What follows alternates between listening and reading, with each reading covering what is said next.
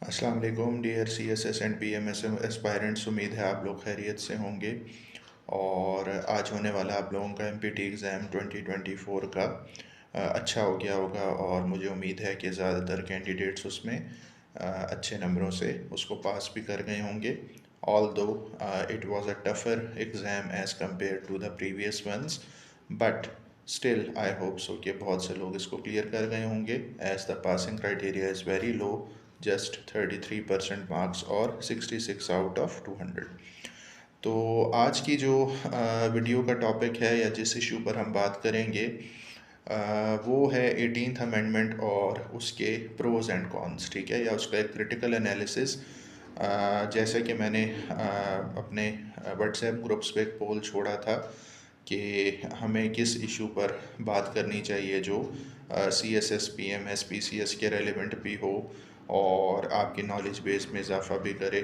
तो उसमें ये है कि 3 इश्यूज़ को मैंने छोड़ा था, जो कि एक पॉलिटिकल क्राइसिस था पाकिस्तान का, दूसरा आपका 18th अमेंडमेंट और तीसरा ये था कि बाइकॉट इसराइली प्रोडक्ट्स की जो एक कैंपेन चल रही है।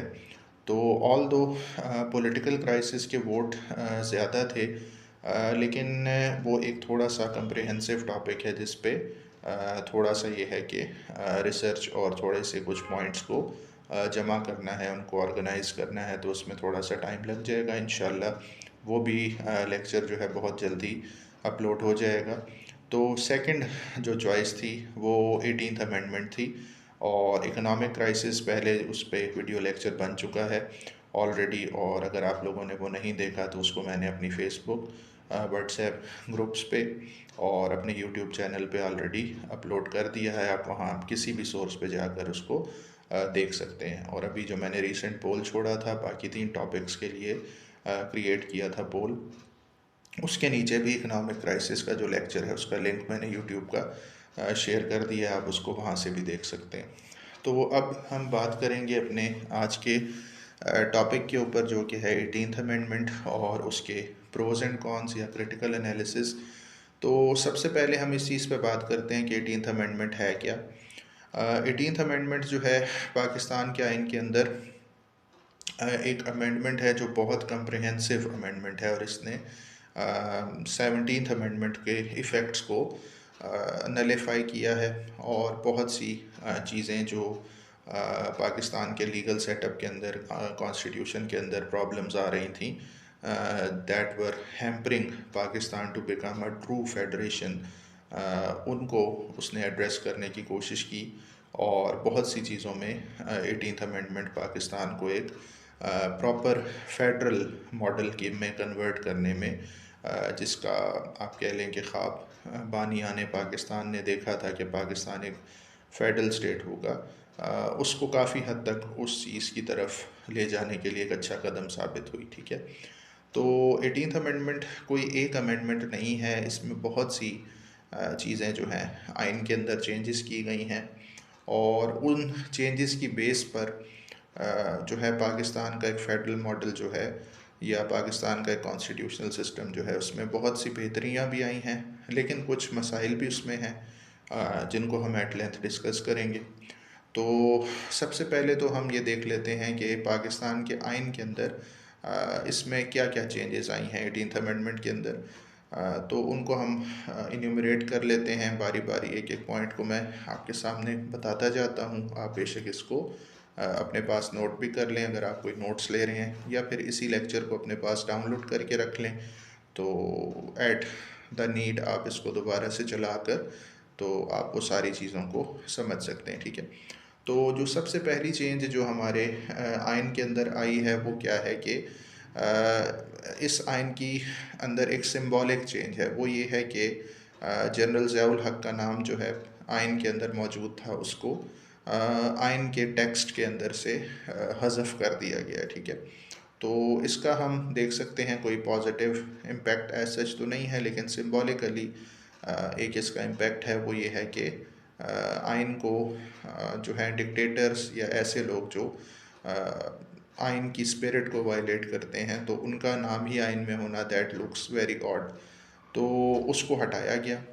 फिर क्या हुआ कि 17th अमेंडमेंट जो है एक पूरी डिटेल्ड अमेंडमेंट थी, जिसके अंदर जनरल परवेज़ मुशर्रफ ने अपना LFO जो है, जिसको लीगल फ्रेमवर्क ऑर्डर कहते हैं, उसको इम्प्लीमेंट किया था और उसको आइन को टेलर मेड किया था या अल्टर किया था as per his own whims and wishes. और उसके तहत ही एक डिक्टेटर को ये जवाज़ मिल गया था कि वो एक जमहूरी मुल्क का सरबराह रहे फॉर आलमोस्ट अ डेकेड, ठीक है। तो उसके लिए जो लीगल अल्ट्रेशंस रिक्वायर्ड थी, जिसके बगैर अगर वो अपने रूल को एक्सटेंड करता या अपने रूल से उतरने के बाद फिर उसको कॉन्सिक्वेंसेस का सामना करना पड़ता, तो वो उन चीज़ों को जो है अल्टर किया गया और 17th अमेंडमेंट एक लाई गई, जिसके ज़रिए से अपना जो है इक़्तिदार में रहने का जवाज़ एक क्रिएट किया गया। तो उसको 18th अमेंडमेंट ने रिवर्स किया। ये एक दूसरी बड़ी चेंज थी। तीसरा क्या था कि पाकिस्तान को 18th अमेंडमेंट के अंदर चेंज कर दिया गया सेमी प्रेसिडेंशियल फॉर्म से, जो कि 17th अमेंडमेंट के ज़रिए से, या उसके अंदर आप जिसको एक द फेमस 58(2)B, ठीक है ना, एक आइनी तरमीम है या आइन का सेक्शन है। तो 58(2)B बेसिकली पाकिस्तान को एक सेमी प्रेसिडेंशियल सिस्टम इसने बनाया था 8वीं तरमीम ज़ियाउल हक के दौर में, और उसके बाद 13वीं तरमीम ने 13th अमेंडमेंट ने उसको रिवर्स किया, लेकिन 17th अमेंडमेंट में 58(2)B को दोबारा से बहाल कर दिया गया और पाकिस्तान को एक सेमी प्रेसिडेंशियल स्टेट बना दिया गया। और इसमें बेसिकली ये इख्तियार जो है रख दिया गया डिक्टेटर के पास, या जो भी बंदा जो प्रेसिडेंट की सीट पे बैठा होगा, कि वो जब चाहे किसी भी चार्ज पे without any consent of prime minister, जो असम्बली होती थी या जो प्राइम मिनिस्टर होता था, उसको डिज़ोल्व कर देता था या डिज़ोल्व कर सकता था और प्राइम मिनिस्टर को घर भेज सकता था द प्रेसिडेंट ऑफ पाकिस्तान, या जो भी डिक्टेटर उस वक्त हुकूमत में बैठा हुआ था, बाय आइन उसको ये एक आप कह लें इख्तियार मिल गया था, ठीक है। तो इससे पाकिस्तान का जो एक पूरा सिस्टम था वो सेमी प्रेसिडेंशियल बन गया था, ना कि पार्लियामेंट्री सिस्टम, जिसके अंदर पाकिस्तान में एक कंसेंसस ही है अभी तक कि इस तरह से ही मामला चलने चाहिए। और पार्लियामेंट्री सिस्टम के अंदर सिर्फ प्रेसिडेंट को ये इख्तियार हासिल नहीं होता कि वो जब भी चाहे कोई भी जवाज़ बना के असम्बलियों को डिज़ोल्व कर दे, ठीक है। तो इस चीज़ को ख़त्म किया गया 58(2)B को 18th अमेंडमेंट के अंदर, और इससे क्या हुआ कि पाकिस्तान का जो सिस्टम है वो दोबारा से सेमी प्रेसिडेंशियल से पार्लियामेंट्री सिस्टम बन गया। इसके बाद क्या है कि बहुत सी आप कह लें लेजिस्लेटिव, फाइनेंशियल और गवर्नेंस के लिहाज से प्रोविंसेस को काफ़ी सारी पावर्स जो हैं ट्रांसफ़र की गई, जिससे क्या है कि उनकी प्रोविंशियल ऑटोनॉमी को मजबूत बनाया गया। और ज़ाहिर सी बात है, एक फेडरेशन का जो मॉडल होता है उसके अंदर जो प्रोविंसेस होते हैं या जो यूनिट्स होते हैं, उनकी जो ऑटोनॉमी है उसको इंश्योर किया जाता है। फेडरल मॉडल बेसिकली काम ही इसी चीज़ पर करता है, इसी सिस्टम के तहत करता है। फिर क्या हुआ कि जो NWFP है, जो जिसको हम नॉर्थ वेस्ट फ्रंटियर प्रोविंस कहते थे, उसका नाम चेंज करके KPK या खैबर पख्तूनख्वा रखा गया। इसके अलावा क्या है कि एक और चेंज जो इसके अंदर आई वो ये थी कि जो तीसरी दफ़ा प्राइम मिनिस्टर बनने पर पाबंदी थी, उसको लिफ्ट कर लिया गया, ठीक है। और उसके बाद हमने देखा कि फिर हमारे यहाँ मियाँ साहब जो हैं वो तीसरी दफ़ा जो हैं पाकिस्तान के प्राइम मिनिस्टर भी बने। अगर ये लिमिटेशन एट प्लेस होती और 18th अमेंडमेंट में रिवर्स ना होती, तो कोई भी बंदा जो है वो 2 दफ़ा से ज़्यादा मुल्क का प्राइम मिनिस्टर नहीं बन सकता। अच्छा, और इसके बाद क्या हुआ कि जो आइन है उसको सस्पेंड करने में किसी भी तरीके से आइन को अगर आप सस्पेंड करेंगे या उसको हटा देंगे तो उसको हाई ट्रीज़न गिरदाना गया, ठीक है। अब इसमें थोड़ी सी चेंज है, क्योंकि ये चीज़ तो पहले भी आइन के अंदर मौजूद थी, तो इस को दोबारा से लाने का क्या मकसद था या इसमें ऐसा क्या हुआ। तो पहले जो था उसको हाई ट्रीज़न तो पहले भी कहा जाता था, लेकिन उसकी जो सज़ा थी वो कोई फिक्स्ड नहीं थी, वो कैपिटल पनिशमेंट नहीं थी। और उसमें ये भी था कि वो subject to approval of the courts थी, ठीक है। यानी क्या था कि अगर कोई बंदा जैसे मुशर्रफ ने किया कि उसने आइन को सस्पेंड किया और उसके बाद क्या है कि जो अदालतें हैं उन्होंने उस चीज़ को जो है वो ग्रीन सिग्नल दे दिया, यानी उसको नज़रिया ज़रूरत या डॉक्ट्राइन ऑफ नेसेसिटी जो है उसको सामने रखते हुए उस चीज़ को जो है लीगलाइज कर दिया, ठीक है। तो अब जो है थोड़ा सा ये चेंज आया सिस्टम के अंदर कि जो आइन है उसको कोई भी बंदा जो है वो ना तो सस्पेंड कर सकता है, और अगर कोई उसको सस्पेंड करेगा तो अदालतें उसको ग्रीन सिग्नल नहीं दे सकती, ठीक है। यानी आइन को किसी भी सूरत के अंदर आप जो है वो सस्पेंड नहीं कर सकते। अगर आप उसको ऐसा करेंगे तो अब आपकी जो पनिशमेंट है वो डेथ पेनल्टी होगी, ठीक है। ये चीज़ इससे पहले ऐसे नहीं थी, यानी सज़ा का सिर्फ जिक्र था, लेकिन सज़ा में स्पेसिफिक कैपिटल पनिशमेंट या डेथ पेनल्टी नहीं थी, और प्लस ये भी जिक्र नहीं था कि अदालतें जो हैं इसको जो है वो कोई लीगल कवर दे सकती हैं या नहीं दे सकती। अब ये है कि वो स्पेसिफिक हो गया कि कोई अदालत ऐसे एक्शन को ग्रीन सिग्नल नहीं दे सकती, बल्कि अगर कोई बंदा आइन को वायलेट करता है तो वो मुकदमा अगर आइन में अदालत में जाता है तो अदालत जो है उसकी सज़ा आइन के अंदर ही प्रपोज कर दी गई है वो दी जाएगी। और इसमें यह है कि इसको कतन भी एक्सेप्टेबल नहीं किया जा सकता, ना ही कोई इसके लिए कोई तावील घड़ी जा सकती है, ठीक है। और अगर ऐसा होगा तो जब भी दोबारा से मामला अदालतों में जाएगा तो जिस जज ने ये किया है उसको भी जो है वो यही समझा जाएगा कि उसने आइन से गद्दारी की है, और हाई ट्रीज़न का मुकदमा उस पर भी चलेगा और उसको भी कैपिटल पनिशमेंट होगी या डेथ पेनल्टी उसको दी जाएगी, ठीक है। अच्छा, अब एक और चीज़ जो इसके अंदर हुई वो क्या था कि जो काउंसिल ऑफ कॉमन इंटरेस्ट है सीसीआई, उसको रिकॉन्स्टिट्यूट किया गया और उसको क्या है कि रीएक्टिव किया गया, और साथ उसके ऊपर ये लिमिटेशन लगाई गई कि 90 डेज़ के अंदर कम से कम एक दफ़ा उसका जो इजलास है वो होगा, ठीक है। तो ये आइन के अंदर एक और अमेंडमेंट के ज़रिए से 18th अमेंडमेंट के ज़रिए से एक चीज़ लाई गई। इससे कोशिश यही थी कि इंटर प्रोविंशियल जो कोऑर्डिनेशन है वो बेहतर होगा, ठीक है। मज़ीद ये है कि जो नेशनल फाइनेंस कमीशन है NFC, इसको रिस्ट्रक्चर किया गया और इसके अंदर कुछ चेंजेस लाई गई। तो अभी मैं सिर्फ आपको सिर्फ चेंजेस बता रहा हूँ कि 18th अमेंडमेंट में हुआ क्या, इसका पॉजिटिव, न्यूट्रल या नेगेटिव इम्पैक्ट जो है उसको हम अपने इस लेक्चर के अगले हिस्से में इंशाल्लाह कवर करेंगे। नेक्स्ट जो है फिर क्या बनाया गया कि जो जजेस का अपॉइंटमेंट का तरीका है सुपीरियर जुडिशरी में, स्पेशली जो आपका सुप्रीम कोर्ट है उसके अंदर और हाई कोर्ट्स के अंदर, उसको थोड़ा सा बदला गया।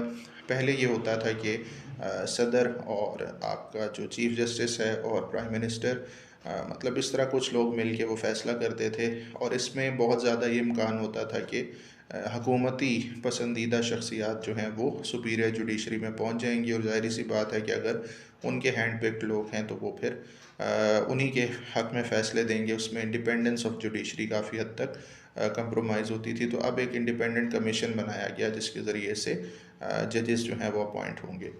इसके बाद क्या है जी कि जो चीफ़ इलेक्शन कमिश्नर है उसकी अपॉइंटमेंट का तरीका बदला गया।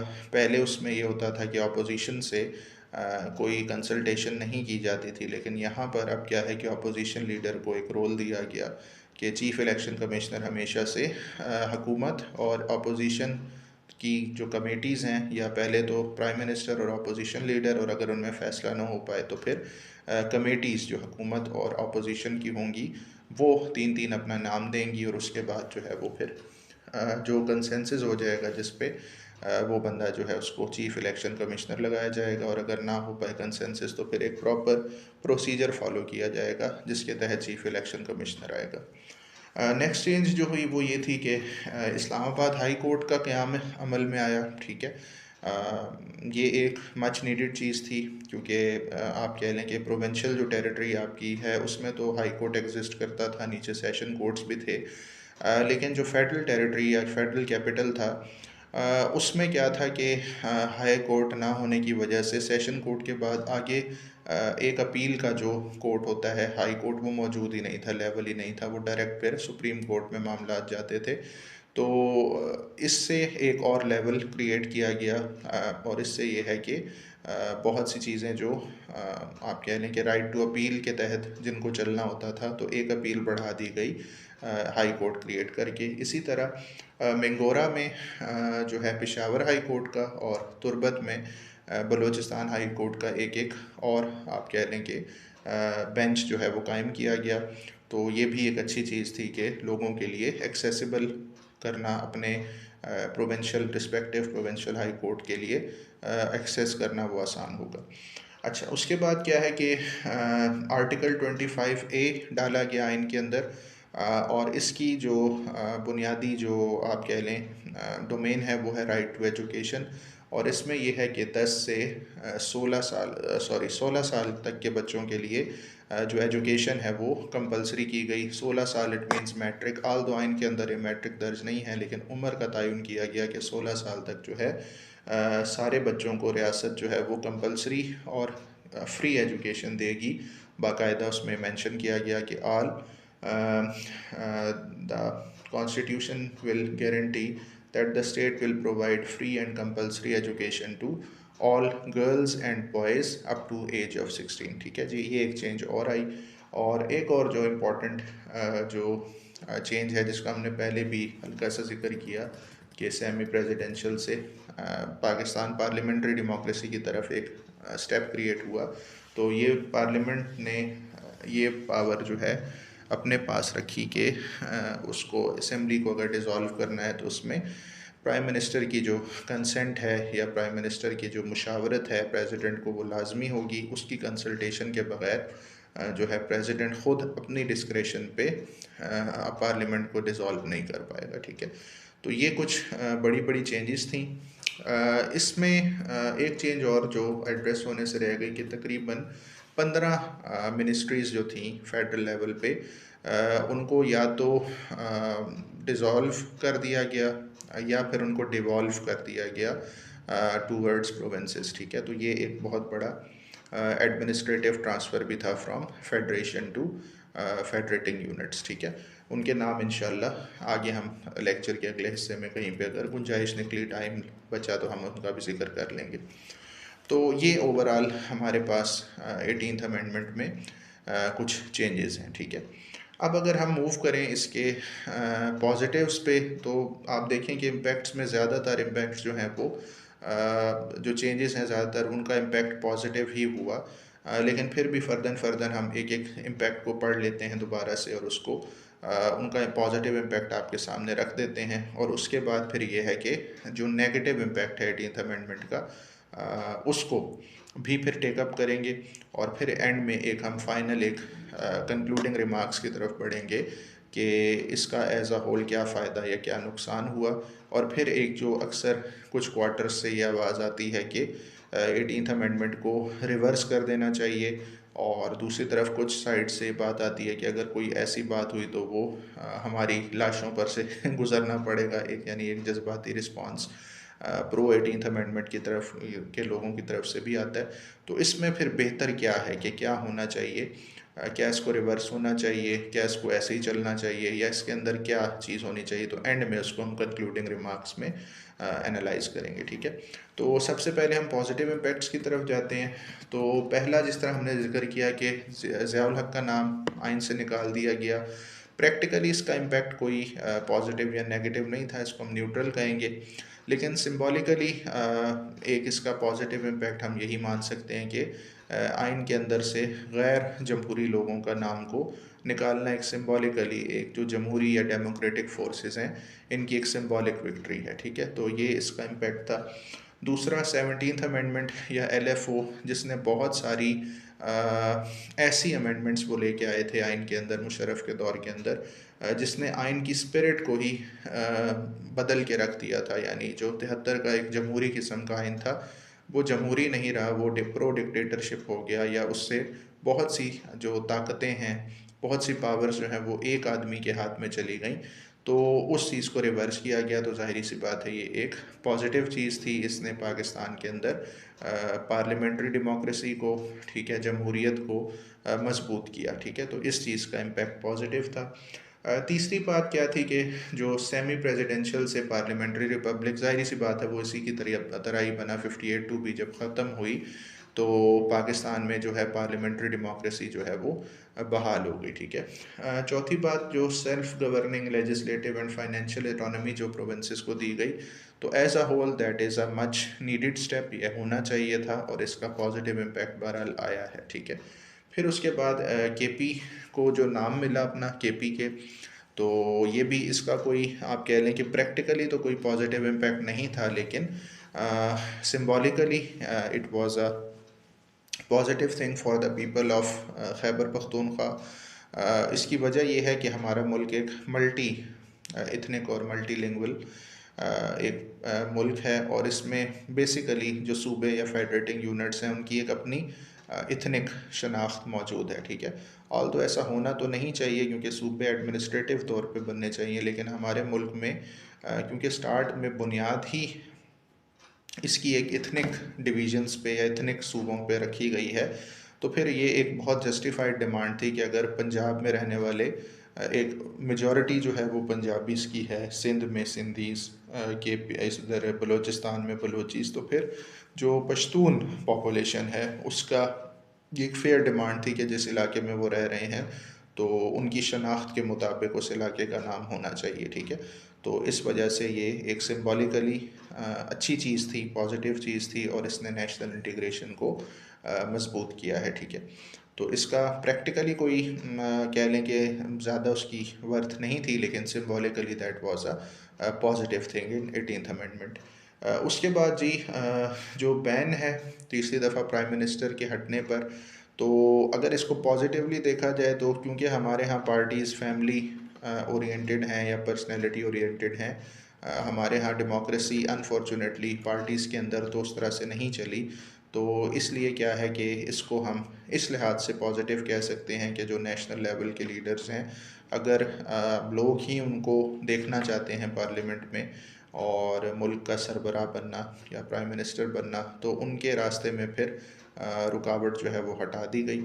तो ये एक इसमें पॉजिटिव अगर एंगल से देखा जाए तो ये ऐसे हो सकता है। उसके बाद वही कि कॉन्स्टिट्यूशन को holding the constitution in abeyance is tantamount to high treason, यानी इसमें वही बात है कि आइन के अंदर 18th अमेंडमेंट के ज़रिए दर्ज कर दिया गया कि कॉन्स्टिट्यूशन को अगर अब जो है कोई वायलेट करेगा, उसको अबियंस में रखेगा, उसको सस्पेंड कर देगा, तो वो हाई ट्रीज़न होगी और वो पनिशेबल बाय डेथ होगी, और कोई भी कोर्ट जो है उसको किसी भी डॉक्ट्राइन के तहत जस्टिफाई नहीं कर सकेगी, और अगर करेगी तो वो कोर्ट भी इम्प्लिसिट होगी उस मामले के अंदर, और जो जो जज ऐसा फैसला देगा तो उसको भी वही सज़ा मिलेगी जो आइन को सस्पेंड करने वाले को मिलेगी। तो इससे प्रैक्टिकली ये फ़ायदा हुआ है कि आपके मुल्क के अंदर डायरेक्ट जो मार्शल लॉ है उसका रास्ता जो है वो बंद हो गया। और आप देखें कि पोस्ट मुशर्रफ 3-4 मौके ऐसे आए हैं कि पाकिस्तान के अंदर हालात बहुत हद तक ख़राब हुए हैं, और जिस तरह पहले मार्शल लॉ लगा दिए जाते थे इस तरह के हालात के अंदर इस दफ़ा जो आपकी मिलिट्री इस्टेब्लिशमेंट है वो डायरेक्ट इंटरवेंशन से बाज रही है, क्योंकि उनको पता है कि अब जो सज़ा है वो पनिशेबल बाय डेथ है, अब ऐसे नहीं किया जा सकता, ठीक है। तो डायरेक्ट मार्शल लॉ का जो रास्ता है 18th अमेंडमेंट ने वो रोक दिया है। आल दो इनडायरेक्ट तरीक़ों से अभी भी बहुत से मामलात हैं जिसके अंदर हमें जो है गैर नॉन डेमोक्रेटिक फोर्सेस या जो इस्टेब्लिशमेंट है उसकी इंटरफेरेंस का सामना करना पड़ता है, लेकिन ये एक बड़ी विक्ट्री है कि डायरेक्टली जो है मार्शल लॉ पाकिस्तान के अंदर नहीं लग सकता, और ऐसा ही है कि नहीं लगा भी नहीं अभी तक, ठीक है। हालात काफ़ी ख़राब होने के बावजूद भी मिलिट्री इस्टेब्लिशमेंट जो है वो इस चीज़ से बाज रही है कि वो मार्शल लॉ को डायरेक्टली इन्फोर्स करें, ठीक है। तो ये इसमें 18th अमेंडमेंट को बहुत ज़्यादा क्रेडिट जाता है। इसके बाद जी अगली जो पॉजिटिव चीज़ है वो council of common interest CCI का जो पहले भी वजूद तो था, लेकिन इसको थोड़ा सा ज़्यादा एक्टिव किया गया, और ये जो 90 डेज़ के अंदर इसका एक मीटिंग को मैंडेटरी करार दिया गया है, तो that is a very positive thing. इससे ये है कि आपके जो सूबे हैं इनका आपस में सूबाई जो हेड्स हैं उनका आपस के अंदर कोऑर्डिनेशन रहता है, और नेशनल इंटेग्रिटी के लिए, नेशनल इंटीग्रेशन के लिए, यूनिटी के लिए, मामलात के हल के लिए बहुत ज़रूरत है, बहुत ज़रूरी है कि कुछ दिनों बाद, हर कुछ महीनों बाद हर सूबे की जो लीडरशिप है, इलेक्टेड लीडरशिप, वो मिल के आपस में बैठकर अपने मामलात को डिस्कस करें। इससे जो नेशनल हार्मनी है उसको फ़ायदा होता है। अच्छा, इसके बाद जो सबसे बेहतर चीज़ जो मैं जिसको कंसिडर करता हूँ 18th अमेंडमेंट में, that is the restructuring of national finance commission award.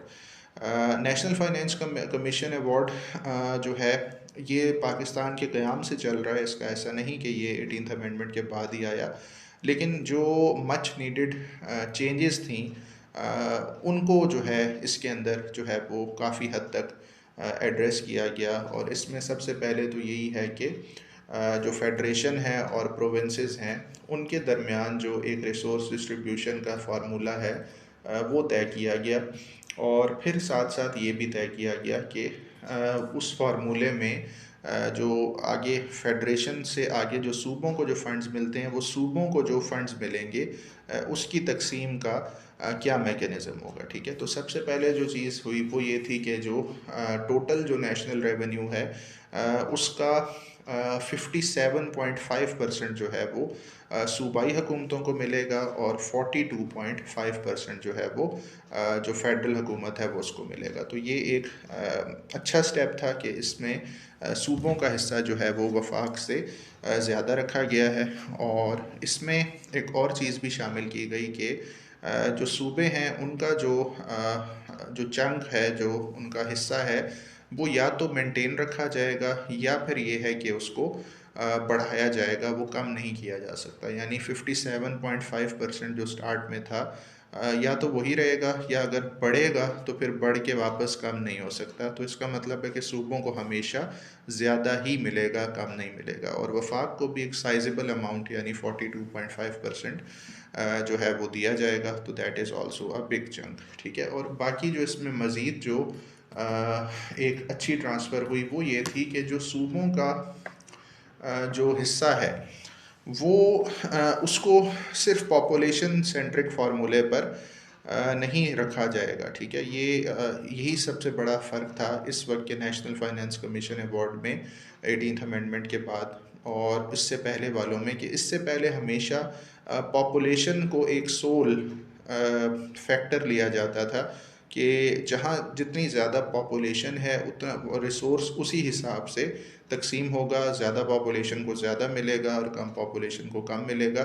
तो इससे छोटे सूबों में एक रिजर्वेशन थी कि क्योंकि पंजाब की पॉपुलेशन जो है वो पाकिस्तान की 52% पॉपुलेशन है, आधे से ज़्यादा है, तो उनको जो है वो पॉपुलेशन बेस पे तो हमेशा फिर पंजाब को ही ज़्यादा रिसोर्सेज मिलेंगे अगर हम सिर्फ पॉपुलेशन को कंसीडर करें। ठीक है, तो अब क्या हुआ कि इस पे सारे सूबों की रिजर्वेशंस थी, तो अब इसको डिवाइड कर दिया गया कि जो सूबों को 57.2% मिलना है नेशनल जो रेवेन्यू है नेशनल एक्सचेकर से, तो उसमें सिर्फ पॉपुलेशन नहीं बल्कि 3 और पैरामीटर्स को भी ऐड किया गया। ठीक है, तो इसमें और पॉपुलेशन को भी अपनी जगह रखा गया। ज़ाहिर सी बात है, जो बड़ी पॉपुलेशन है उसके ऊपर आपने लगाना तो है, तो पॉपुलेशन के साथ साथ 3 और पैरामीटर्स जो ऐड किए गए, या टोटल जो 4 पैरामीटर्स थे वो ये थे कि पहला तो पॉपुलेशन खुद होगा जिसकी वेटेज 82% होगी। ठीक है, यानी अभी भी पॉपुलेशन को एक ख़ास मेजॉरिटी दी गई इन डिटर्मिनेशन ऑफ नेशनल रिसोर्सेज। उसकी वजह यही है कि पॉपुलेशन, जाहिर सी बात है, एक फैक्टर तो है अपनी जगह पे, लेकिन 3 जो इंडिकेटर्स और हैं उसमें जो पहला इंडिकेटर है वो पावर्टी एंड बैकवर्डनेस है। ठीक है, तो इसको जो है 10.3% वेटेज दी गई कि जब हम रिसोर्स को डिस्ट्रीब्यूट करेंगे तो उसमें हम 10.3% इस चीज़ को भी मद्देनज़र रखेंगे कि कौन से इलाके जो हैं वो गरीब और बैकवर्ड हैं, और 10.3% उनको शेयर ज़्यादा दिया जाएगा एज़ कम्पेयर टू पास्ट जहाँ 100% ही पॉपुलेशन बेस्ड होता था और उनको नहीं मिलता था। ठीक है, तो इससे जो फ़ायदा हुआ वो आपके एक्स फाटा के जो इलाके हैं उनको, फिर आपका जो साउथ का KPK है, ठीक है, फिर साउथ पंजाब को, बलूचिस्तान को एज अ होल, और इंटीरियर सिंध को, ठीक है। तो ये कुछ इलाके थे जिनको इससे बहुत ज़्यादा फ़ायदा हुआ कि क्योंकि यही पाकिस्तान में इन इलाकों में पावर्टी नेशनल एवरेज से ज़्यादा है, बैकवर्डनेस नेशनल एवरेज से ज़्यादा है। तो इस फार्मूले के तहत उनको जो है रिसोर्सेज ज़्यादा मिलेंगे, ठीक है। इसके बाद फिर रेवेन्यू कलेक्शन एंड जनरेशन का जो फैक्टर है उसको 5% इस फार्मूले में डाला गया और इससे फ़ायदा हुआ सिंध को, ठीक है। क्योंकि सिंध की हमेशा से ये प्ली रही है कि सिंध जो है वो पाकिस्तान का जो जितना भी नेशनल रेवेन्यू है उसमें सबसे ज़्यादा कंट्रीब्यूशन सिंध का है। उसकी वजह यह है कि कराची पाकिस्तान का सबसे बड़ा शहर, पाकिस्तान का industrial hub, that is the capital of Sindh, और उसका सिंध के अपने नेशनल जो रिसोर्स कंट्रीब्यूशन है उसमें तकरीबन 70% और नेशनल रिसोर्स कंट्रीब्यूशन में कोई 50% के करीब जो है 40 से 50% जो है वो हमें कराची से मिलता है, ठीक है। तो सिंध की एक ये डिमांड थी कि क्योंकि उसकी नेशनल रिसोर्स के अंदर सबसे ज़्यादा कंट्रीब्यूशन है तो फिर उसको फिर सबसे ज़्यादा फिर इस पे कुछ ना कुछ क्रेडिट मिलना चाहिए। तो इस चीज़ को एक्नॉलेज किया गया और सिंध की रिजर्वेशंस को एड्रेस किया गया 5% जो है रेवेन्यू कलेक्शन एंड जनरेशन की चीज़ को फैक्टर को देख के। इसी तरह पावर्टी बैकवर्डनेस में बता चुका हूँ कि उसमें आपके जितने भी अंडर डेवलप्ड एरियाज़ हैं वो हमेशा से आवाज़ उठाते थे, तो उस फैक्टर को 10.3% रखा गया। और फिर एक और जो फैक्टर है that is inverse population density, ठीक है। इनवर्स पॉपुलेशन डेंसिटी ये होता है कि एक पॉपुलेशन डेंसिटी का मतलब ये है कि किस इलाके में कितनी ज़्यादा पॉपुलेशन है, किस इलाके के अंदर ज़्यादा लोग रह रहे हैं। तो इन्वर्स इसका उलट कि कितने ज़्यादा इलाके में कितने कम लोग रह रहे हैं। इसको हम कहते हैं कि जो स्पेरसली पॉपुलेटेड एरियाज़ हैं, तो इसमें ये बेसिकली डिमांड बलूचिस्तान की थी कि अगर हम सिर्फ पॉपुलेशन से मैयर करते हैं तो फिर तो हमेशा पंजाब को ही फ़ायदा होता रहेगा और बलूचिस्तान जो एरिया वाइज पाकिस्तान का 50% है और उसमें पॉपुलेशन सिर्फ 6 to 8% है, तो वो तो हमेशा इग्नोर होता रहेगा। तो इस एरिया को भी जो है वो मद्देनज़र रखा जाए कि हर चीज़ को पॉपुलेशन पे डिवाइड करेंगे तो फिर तो मामला ख़राब होगा। अगर आप एरिया पे रखो तो एरिया में बलूचिस्तान सबसे बड़ा है, ठीक है। तो इस फैक्टर को भी फैक्टर इन किया गया और इनवर्स पॉपुलेशन डेंसिटी का एक मैट्रिक या एक स्टैंडर्ड दिया गया जिसके तहत क्या है कि बलूचिस्तान को जो है उसकी जो डिमांड है रिसोर्स के कंट्रीब्यूशन के लिए या रिसोर्स के शेयर के लिए उसको भी देखा जाएगा, ठीक है।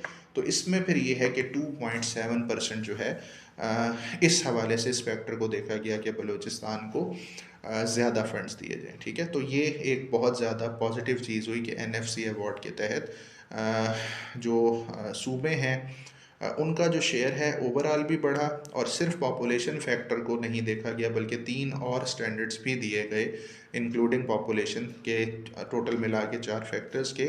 अब सूबों को हर सूबे की जो डिमांड थी उसको एड्रेस किया गया। पंजाब की एज अ होल जैसे पॉपुलेशन ज़्यादा है तो उस चीज़ को भी देखा गया। बैकवर्ड एरियाज़ जो हैं वो ज़्यादातर जैसे जनूबी पंजाब, जनूबी KP के एक्सपार्टा, interior Sindh, Balochistan as a whole उसको भी देखा गया। रेवेन्यू जनरेशन में कंट्रीब्यूशन सबसे ज़्यादा उसको भी देखा गया और एंड में स्पेरसली पॉपुलेटेड एरियाज़ की डिमांड को भी देखा गया कि भाई जहाँ आबादी कम है लेकिन जहाँ एरिया बहुत ज़्यादा है तो उसको भी देखा जाए। तो ये एक NFC के अंदर एक बहुत ज़्यादा ट्रांसफॉर्मेटिव तब्दीली लाई गई और यही एक आप कह लें कि हार्ट एंड सोल है 18th अमेंडमेंट का। अगर आप मुझसे पूछें कि सबसे ज़्यादा पॉजिटिव काम जो NFC अवार्ड के तहत हुआ है तो वो यही हुआ है कि इसने रिसोर्स या रेवेन्यू जनरेशन या फिर आगे रिसोर्स डिस्ट्रीब्यूशन को काफ़ी हद तक इगैलिटेरियन किया है, काफ़ी हद तक उसको इक्वल किया है। और जो ट्रेडिशनली हमारे ऐसे इलाके जो हमेशा इग्नोर होते रहे हैं या जिनको उनकी आप कह लें जायज़ डिमांड से कम मिलता रहा है तो उसमें काफ़ी हद तक इस चीज़ को एड्रेस किया गया और उनको रिसोर्सेज बेहतर उनकी तकसीम हुई। और उसके ज़रिए से आप देखें कि आप मतलब अभी भी बेशक ज़ाहिर सी बात है हम एक बहुत डेवलप कंट्री तो नहीं है, हालात अभी भी बहुत अच्छे नहीं हैं, लेकिन before and after 18th amendment आप देखें तो इन इलाकों में वाकई ही बहुत सी जगहों पर बहुत से अच्छे काम भी हुए हैं, ठीक है। तो ये NFC अवार्ड के हवाले से जो चीज़ थी। उसके बाद क्या है जी, अगला जो पॉजिटिव चीज़ हुई वो ये थी कि इंडिपेंडेंट जुडिशल कमीशन का क़याम, उसका फ़ायदा ये हुआ कि जो जजेस की अपॉइंटमेंट में एक प्रो गवर्नमेंट, जैसे मैं पहले भी जिक्र कर चुका हूँ, एक एलिमेंट होता था कि वही जज हमेशा उनको ही हायर पोस्ट पे लगाया जाता था किसी भी हुकूमत के दौर के अंदर, जो समझे जाते थे कि ये हुकूमत की नैरेटिव को टो करेंगे और उससे क्या है पॉलिटिकल विक्टिमाइजेशन और इस तरह के मामलात फिर होते थे। तो काफ़ी हद तक उसको न्यूट्रलाइज़ किया गया कि एक कमीशन के तहत अब जजेस की अपॉइंटमेंट होगी, जिसमें हायर जुडिशरी, हुकूमत और अपोजिशन और सब स्टेक होल्डर्स को उस इंडिपेंडेंट कमीशन के अंदर शामिल किया गया और एक तरीक़ाकार बाकायदा बना दिया गया, जिससे काफ़ी हद तक ये है कि इम्पार्शलिटी ऑफ जजेस जो है उसको जो है वो मद्देनज़र रखा गया। ठीक है, ऑल दो 100% तो ज़ाहिर सी बात है चीज़ें नहीं हो सकती, लेकिन इस फैक्टर को यूज़ करते हुए बहुत से मामलात में हमें नज़र आता है कि जुडिशियल इंडिपेंडेंस या इंडिपेंडेंस ऑफ जुडिशरी को मद्देनज़र रखा गया है। अच्छा, उसके बाद जी चीफ़ इलेक्शन कमिश्नर का जो अपॉइंटमेंट है उसके तरीक़ेकार को भी बेहतर किया गया, और इसमें यह है कि हमेशा से पाकिस्तान में एक ये मसला रहा है कि जो भी पार्टी इलेक्शन हारती है वो ये शोर मचाती है कि धांधली हो गई। ऑल दो अभी भी ऐसे ही है, कोई इसमें बहुत ज़्यादा इम्प्रूवमेंट नहीं है, लेकिन एक जवाज़ जो उसमें मिल सकता था कि अपोजिशन हमेशा शोर मचाती थी कि हुकूमत ने अपनी मर्ज़ी का इलेक्शन कमिश्नर लगा दिया है, तो अब वो मेथड ही ऐसा कर दिया कि इसमें अपोजिशन लीडर की कंसेंट शामिल है। यानी आप अब इलेक्शन कमिश्नर के ऊपर डायरेक्टली जो है वो इल्ज़ामात नहीं लगा सकते, और अगर आप वो लगाते हैं तो उसमें फिर यही सवाल उठता है कि भाई आप उसकी अपॉइंटमेंट के दौरान आप कहाँ थे, आपने उसको एग्री किया था तो वो बंदा लगा था। तो ये काफ़ी हद तक एक इलेक्शंस की ट्रांसपेरेंसी के लिए एक मच नीडेड थिंग थी। तो ये भी एक पॉजिटिव डेवलपमेंट है कि उसमें एक प्रॉपर तरीका बनाया गया जिसमें अपोजिशन को मल्टीपल फोरम्स पे डिसीजन मेकिंग में शामिल किया गया। यानी सबसे पहले तो अपोजिशन लीडर और लीडर ऑफ द हाउस वो मिल के डिसाइड करेंगे, अगर उनका कंसेंसस नहीं होता तो फिर कमेटी बना दी जाएगी 4-4, 5-5 बंदों की, अपोजिशन की भी और द हाउस यानी जो लीडर ऑफ द हाउस या गवर्नमेंट है उसकी। वो भी नहीं होता तो फिर ये है कि मज़ीद फिर 3-4 स्टेप्स और हैं, उनको देखते हुए फाइनली जो है मामला जो है जाएगा, लेकिन वो एक प्रॉपर प्रोसीजर जो है वो तय कर दिया गया कि भाई फाइनली फिर क्या है कि जो नाम आएंगे उनके अंदर से जो है वो फिर कंसेंसस के बाद जो है उठाया जाएगा कि कौन सा जो है अपोजिशन लीडर इलेक्शन कमिश्नर होगा। ठीक है, तो इसमें मल्टीपल लेवल्स पर अपोजिशन को एम्पावर किया गया है, और अगर अपोजिशन नहीं मानती तो वो नेक्स्ट फोरम पे चीज़ चली जाएगी, और इवेंचुअली जो चीफ इलेक्शन कमिश्नर आएगा वो सबसे बड़ी आप कह लें कि एक वाइडर कंसेंसस के बाद आएगा, तो उसमें ये एतराज़ फिर कोई बना नहीं सकेगा कि ये हमारा बंदा है या ये हमारा बंदा नहीं है या ये हमारी मर्ज़ी के ख़िलाफ़ आया है। तो प्रोसेस को बहुत ज़्यादा स्ट्रीमलाइन किया गया और ये एक पॉजिटिव चीज़ थी। अच्छा, इसके बाद जो अगली चीज़ है recognition of right to education. ठीक है जी, स्टेट कंपलसरी और फ्री एजुकेशन देगी 16 साल के बच्चे और बच्चियों को, तो ये एक बहुत पॉजिटिव चीज़ थी। ठीक है, इससे पहले ये नहीं था, अब ये स्टेट की ज़िम्मेदारी है। ऑल दो इसको फुल 100% लेटर एंड स्पिरिट में इम्प्लीमेंट तो नहीं किया गया, लेकिन बहुत सी चीज़ों में ये बेहतरी भी आई है। ठीक है, अच्छा, और उसके बाद ये है कि वही कि पावर टू डिज़ोल्व पार्लियामेंट जो है वो प्रेसिडेंट से ले ली गई, और अब ये है कि ये एक यूनिलैटरल डिसीजन नहीं हो सकता। जब तक ख़ुद प्राइम मिनिस्टर एडवाइस नहीं करेगा तब तक जो है आप इसको डिज़ोल्व नहीं कर सकते पार्लियामेंट को। तो ये कुछ पॉजिटिव चीज़ें थी। अब अगली चीज़ हम मूव करते हैं कि इसमें नेगेटिव्स क्या हैं 18th अमेंडमेंट में, ऐसा क्यों कहा जाता है कि इसके मसाइल कौन कौन से हैं। ठीक है, तो इसमें वही हम जो चेंजेस आई हैं उन्हीं को देखते हैं एक एक करके। जो पॉजिटिव वाली हैं वो तो हमने देख ली, अब नेगेटिव कौन कौन सी बातें हैं, उनका क्या इम्पेक्ट आता है, और एंड में फिर हम मूव करेंगे कि फिर होना क्या चाहिए। ठीक है जी, तो पहली चीज़ जो इसमें है वो यही है कि जो प्रोविंसेस को सेल्फ गवर्निंग लेजिस्लेटिव और फाइनेंशियल ऑटोनॉमी दी गई है, उसमें सबसे बड़ा मसला ये है कि जो कैपेसिटी बिल्डिंग है प्रोविंसेस की वो नहीं हुई। यानी इसमें जो इशू ये आ रहा है कि जो फेडरल के पास इख्तियारात थे, तो उनके पास जो इदारे थे जो उनको मैनेज कर रहे थे, वो काफ़ी अरसे से थे। अगर आप शुरू से देखें तो मतलब 47 से ही फेडरेशन जो है वो डोमिनेंट रही है। ऑल्दो हम ये कहते हैं कि फेडरल स्ट्रक्चर है जिसमें प्रोविंसेस के पास पावर होनी चाहिए, लेकिन ट्रेडिशनली या आप हिस्टोरिकली देखें तो क्योंकि फेडरेशन के पास पावर रही है, तो जो इंस्टीट्यूशंस थे वो भी काफ़ी हद तक फेडरल ओरिएंटेशन के थे और वहीं से मामलात चलते थे और वही मामलात को चलाते थे। तो सूबों ने एक डिमांड तो अपनी अपनी जगह उनकी जायज़ थी, लेकिन उस हिसाब से वो कैपेसिटी बिल्डिंग नहीं की, जिसकी वजह से मसला अब ये आता है कि पावर्स तो सूबों के पास आ गई हैं, लेकिन उसको वो बेहतर तरीके से एग्जीक्यूट नहीं कर पा रहे। इसमें कुछ मिसालें अगर हम ले लें तो सबसे पहले तो यही है कि देखें कि अब ऑल दो रेवेन्यू तो सूबों को मिल रहा है, पैसे मिल रहे हैं, लेकिन सूबों ने अपने कोई इस तरह के इदारे नहीं क्रिएट किए जहाँ पे वो रेवेन्यू जनरेशन खुद करें, ठीक है। और इसका नुकसान ये होता है कि ये आप अपने एक घर की मिसाल ले लें तब भी इसी तरह कि अगर एक घर के अंदर कमाने वाला कोई और हो और ख़र्चा करने वाला कोई और हो, तो हमेशा एक फ्रिक्शन क्रिएट होती है। और वो कहते हैं ना कि जो कमाता है वो बेहतर जानता है कि उसने कितनी तकालीफ और कितने प्रॉब्लम्स फेस करके वो अर्निंग की है, तो वो उसको लगाते हुए ज़रा सोचता है कि मैंने इतनी हार्ड अर्न जो मेरी पैसे हैं, जो रेवेन्यू है, उसको मैं सोच समझ के लगाऊं। अब क्योंकि सूबों के ऊपर कोई इस तरह से फाइनेंशियल ज़िम्मेदारी नहीं है, उनको सिर्फ आप फंड्स दे देते हैं, तो आगे उनको ये एहसास नहीं है कि भाई कैसे चीज़ों को आगे स्पेंड करना है। उसके अंदर ऑस्टेरिटी मेजर्स, उसके अंदर थ्रिफ्ट का को मद्देनज़र रखना, ये चीज़ें नहीं हैं। तो इसकी वजह से बहुत सी जगहों पर रिसोर्स की वेस्टेज और स्क्वेंडरिंग हम देख रहे हैं, और उसकी वजह से क्या है कि कंटिन्यूस फ्रिक्शन जो है वो सूबों के दरमियान और वफाक के दरमियान एग्जिस्ट करती है कि सूबे एक एंड पे रिसोर्स ले भी लेते हैं, लेकिन उसके बाद क्या है कि वो ये मुख्तलिफ़ सूबों से ये आवाज़ भी हमें सुनने को मिलती है कि वफाक हमें हमारा हिस्सा नहीं दे रहा, ठीक है। ऑल दो कुछ जगहों पे मसाइल जेन्युइन भी हैं, लेकिन इस आर्गूमेंट को बहुत ज़्यादा पॉलिटिकली खेला जाता है टू मीट सम पॉलिटिकल और पार्टी इंटरेस्ट, ठीक है। और इसमें नुकसान यही होता है कि जब रेवेन्यू भी आपको मिल गया और उसके बाद भी आप काम नहीं कर रहे इफ़ेक्टिवली और वापस वफाक की तरफ ही देख रहे हैं, तो अब वफाक के पास तो वो पावर और पैसा नहीं है ना। तो ये सबसे पहला मसला आता है।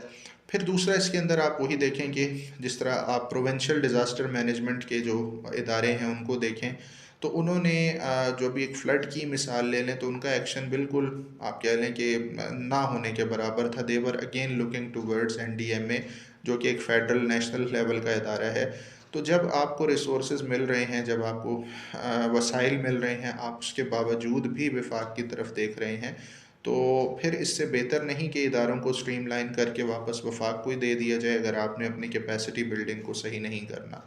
तो ये मैं सिर्फ हाइपोथेटिकली कह रहा हूँ, इसकी मुराद उलट है कि भाई आप अपनी कैपेसिटी बिल्डिंग अप करें। जब आपके पास रिसोर्सेज और पावर्स आ गई हैं, तो अब आपकी ज़िम्मेदारी है कि अब आप चीज़ों को ठीक करें। तो ये सबसे बड़ा मसला है जिसकी वजह से एक 18th अमेंडमेंट एक प्रॉब्लमेटिक है कि वो कैपेसिटी के बगैर जब सूबों को पावर दे दी गई है तो वो उसको एफिशिएंटली इफ़ेक्टिवली नहीं चला पा रहे। इसी तरह जो बैन है थर्ड दफ़ा प्राइम मिनिस्टर बनने पर जो लिफ्ट हो गया 2 दफ़ा के बाद से, तो इससे जो एक हमारी एक जो बेसिक यूनिट है डेमोक्रेसी का, जहाँ से बुनियाद है जमहूरियत की, जो डेमोक्रेसी पनपती है, शुरू होती है, वो हमारी पॉलिटिकल पार्टी होती है, ठीक है।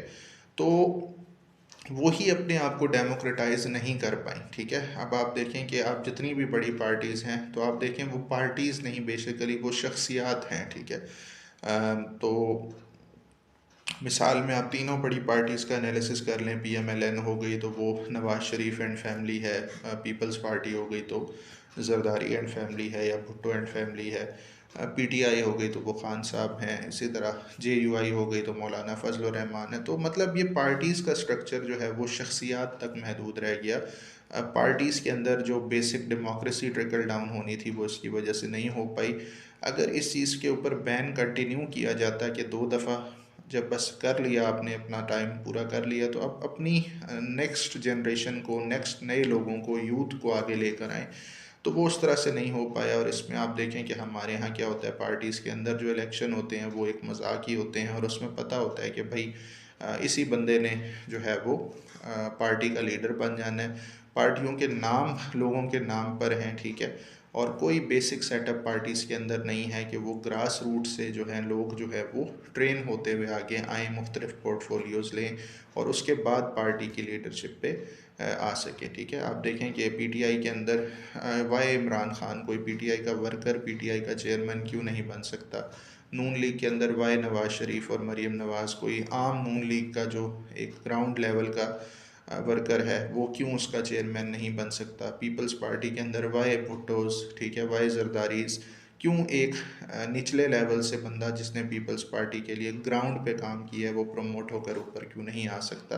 तो ये एक बहुत बड़ा क्वेश्चन मार्क है हमारी जमहूरियत की बुनियादी असास के ऊपर, कि जिस मुल्क की सियासी जमातें ही जमहूरी नहीं हैं तो वो अगर जमहूरियत का नारा लगाती हैं तो इज़ इट डेमोक्रेटिक। ठीक है ना। और इसकी मिसाल अगर आप देखें तो दुनिया में जहाँ पर भी हेल्थी इस्टेब्लिश डेमोक्रेसीज़ हैं वहाँ पार्टीज़ में आप देखें शुरू से आप लेकें आप 8 से 10 साल का साइकिल निकालें तो पार्टी का नाम वही होगा, लेकिन निचला एक ओहदेदार से लेके पार्टी के चेयरमैन तक सारे फेसेस चेंज हो जाते हैं। ठीक है, आप बरतानिया के अंदर लेबर पार्टी देखें, कंजर्वेटिव पार्टी देखें, आज की कंजर्वेटिव पार्टी और आज से 10 साल की पहले की कंजर्वेटिव पार्टी, तो उसमें ज़मीन आसमान का फ़र्क है। ठीक है, आज जो कंजर्वेटिव्स का प्राइम मिनिस्टर है 10 साल पहले हम उसको जानते भी नहीं थे और अगले 10 साल बाद वो नहीं होगा। ठीक है ना।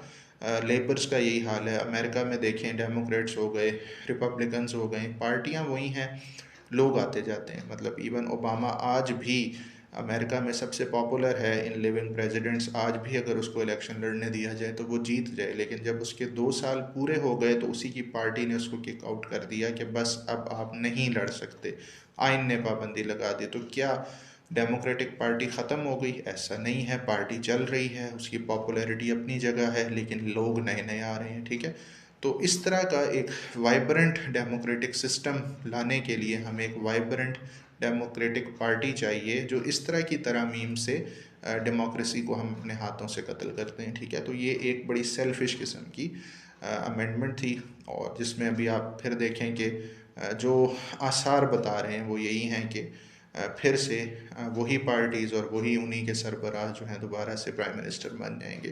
तो that is not how the democracy works. ठीक है, तो ये एक बहुत बड़ी क्रिटिसिज्म है 18th अमेंडमेंट पे कि इसने इस एक बुनियादी जमहूरियत की असास को नुकसान पहुंचाया है जब उसने ये अलाउ कर दिया है कि कोई भी बंदा जो है वो जितनी मर्ज़ी दफ़ा चाहे तो वो प्राइम मिनिस्टर बन सकता है। ऐसा नहीं होना चाहिए। अच्छा, इसके बाद जो अगली चीज़ है दैट इज़ जो एक नेगेटिव चीज़ हमें नज़र आती है वो ये है कि जो केपीके का नाम जो है चेंज किया गया है इसने भी एक इथनिक कंट्रोवर्सी को जन्म दिया है। ठीक है, ऑल दो एक तरफ जो पश्तून डोमिनेटेड जो इलाका है उसको उसकी अपनी शनाख्त मिलना बहुत अच्छी बात थी, लेकिन इसका ये मतलब नहीं था कि आप वहीं पर केपीके के अंदर मौजूद एक दूसरी बड़ी जो कम्युनिटी है, एथनिक कम्युनिटी हज़ारास, आप उनको जो है वो क्या कहते हैं पोक करें या उनको छेड़छाड़ करें। तो इसमें भी बड़ा एक अनफॉर्चुनेट बात है कि हम जब कोई एक इशू को रिज़ॉल्व करते हैं तो हम साथ कोई एक प्रॉब्लम भी खड़ी कर देते हैं। जहाँ ये एक तरफ बहुत अच्छी बात है कि पख्तून्स को उनकी आइडेंटिटी मिली है उनके एरिया के अंदर, वहाँ इस बात का भी ख्याल रखना चाहिए था कि अगर आप सूबे का नाम रख रहे हैं, चेंज कर रहे हैं, तो वो इंक्लूसिव होना चाहिए था, वो किसी को ऑफेंड ना करे। ठीक है, और इसमें मतलब देखें खैबर तो अब कहीं आके फाटा जो है वो केपी में जम हुआ है। उस वक्त तो Khyber was not the part of KP के ना, तो उस वक्त इस बात का ध्यान रखना चाहिए था कि पख्तूनख्वा तो नाम होना चाहिए था, लेकिन खैबर का जो इजाफा था दैट वाज अननेसेसरी। और क्या अच्छा होता कि आप इस चीज़ को, इस सूबे का नाम हज़ारा पख्तूनख्वा रख देते या पख्तूनख्वा हज़ारा रख देते बजाय इसके कि खैबर, क्योंकि खैबर तो अगेन एक पश्तून आइडेंटिटी है। तो जब पश्तून आइडेंटिटी ऑलरेडी पश्तूनख्वा के अंदर, पख्तूनख्वा नाम के अंदर आ गई तो फिर खैबर लगाना, और उस वक्त जब हम देखें तो उस वक्त Khyber was not the part of KP के, तो उसमें जो बड़ा सेकंड जो एथनिक ग्रुप था उसको जो है नुमाइंदगी दी जानी चाहिए थी, और उसका अगर आप नाम चेंज कर रहे थे तो या तो सिर्फ पख्तूनख्वा रख देते तो कोई कंट्रोवर्सी ना होती, या फिर अगर आपने उसको रखना था तो एक चीज़ जो उस वक्त पख्तूनख्वा का हिस्सा ही नहीं थी आप उसको ना रखते, बल्कि जो वहाँ पे एक हज़ारा कम्युनिटी थी, एबटाबाद का जो आपका इलाका है जो पूरा हज़ारा डिवीज़न है, उसकी नुमाइंदगी सूबे के नाम के अंदर रख के हज़ारा पख्तूनख्वा कर देते या पख्तूनख्वा हज़ारा कर देते, जैसे आपको मुनासिब लगता।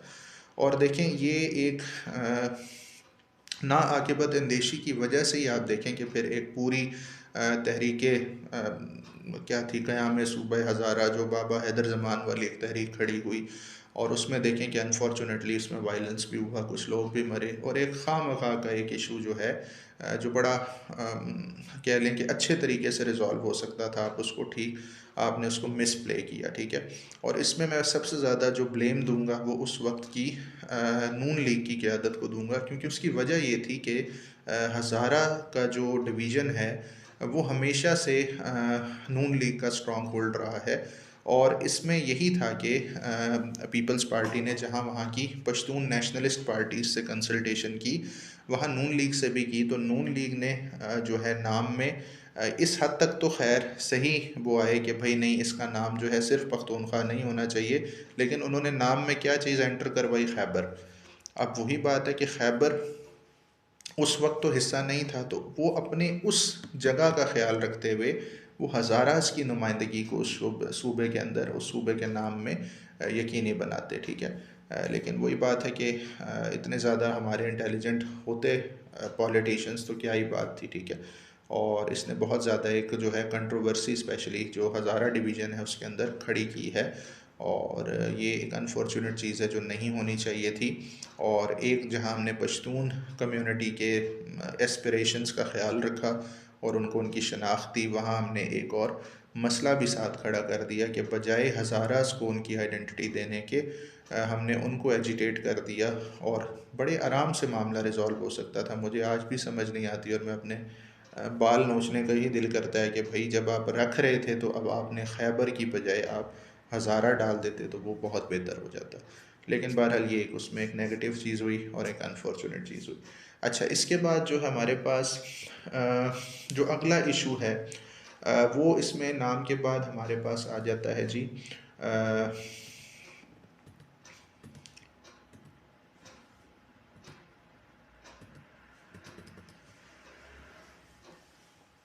हाँ जी। अब नेक्स्ट जो आखिरी एक जो इशू है वो है इलेक्शंस का। यानी आप देखें कि जहाँ सूबों को उनकी आइडेंटिटी मिल गई, उनको काम मिल गए, मिनिस्ट्रीज डिवॉल्व हो गई, रिसोर्स डिस्ट्रीब्यूशन की बात हमने की, वहाँ एक और जो बहुत बुनियादी एसेंस है जमहूरियत की, that is strong local government system.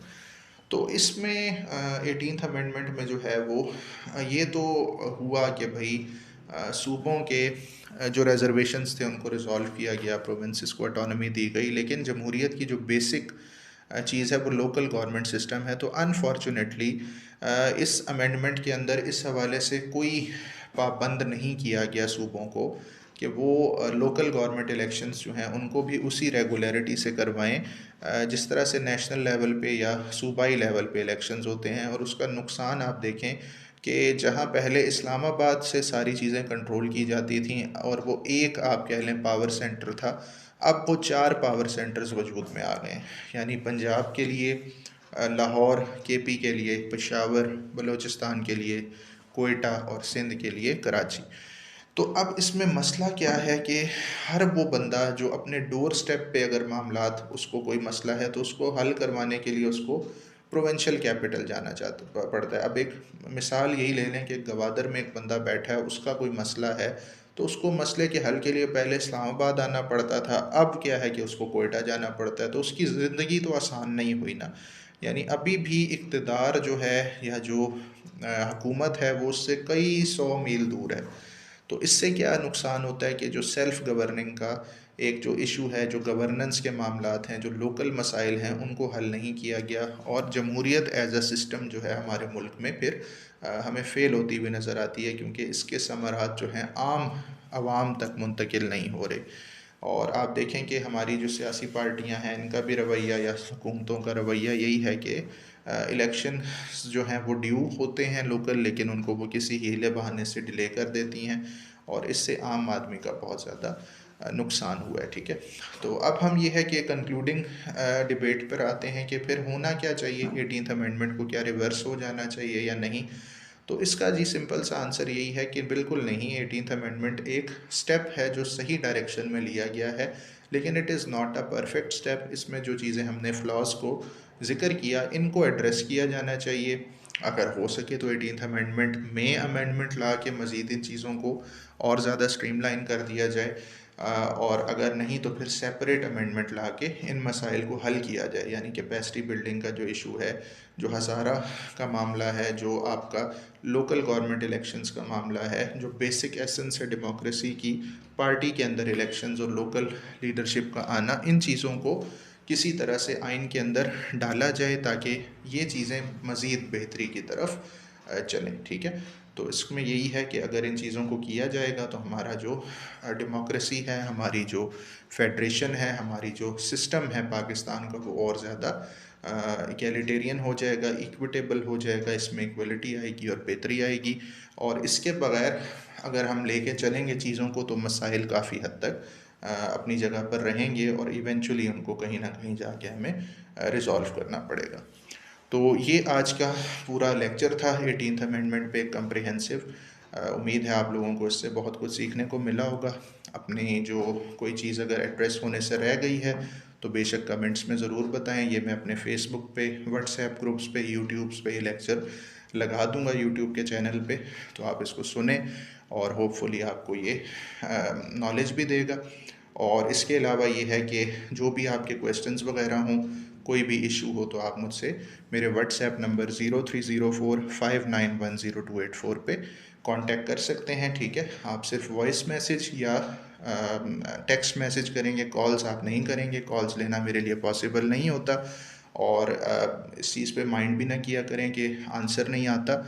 उसकी वजह यह है कि आप बहुत ज़्यादा स्टूडेंट्स हैं, मैं सिर्फ एक बंदा हूँ, तो सबके जवाब टाइमली देना पॉसिबल नहीं होता। ठीक है, एक दफ़ा मैं फिर दोहरा देता हूँ। व्हाट्सएप नंबर है 0304591028। इस पे आप कम्पिटिटिव एग्ज़ाम्स की तैयारी के हवाले से मुझे अप्रोच कर सकते हैं। तो आज के लिए इतना ही। अल्लाह हाफ़िज़।